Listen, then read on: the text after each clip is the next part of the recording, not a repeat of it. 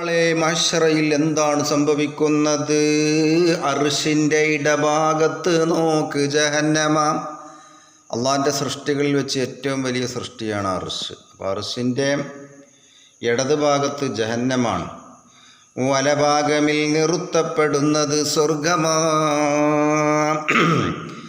ഇത് തുഹ്ഫത്തുൽ ഇഖ്വാൻ തുറന്നാൽ പിന്നെ 210 നോക്കിയാൽ ഗതി തന്നെ എന്ന് പറഞ്ഞു.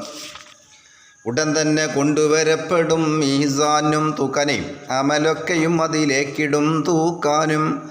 തൂക്കുന്ന ചുമതല മുഴുവനും ജിബിരീല, ശരി നോക്കുവാൻ നിൽക്കുന്നത് ഇസ്രാഫീല. സൂചി അങ്ങോട്ടങ്ങോട്ട് അങ്ങനെ നോക്കാൻ ഇസ്രാഫീല നിൽക്കണം.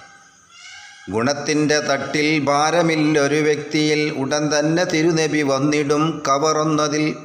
അപ്പോൾ അതേറ്റം ഭാരമായി തൂങ്ങുന്നതാ.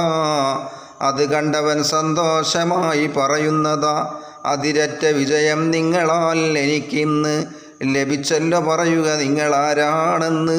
ഞാൻ നിൻ്റെ നബിയെ, എൻ്റെ മേൽ നീ അന്ന് ചൊല്ലും സലാത്താണിട്ടതും ഇതിലിന്ന്.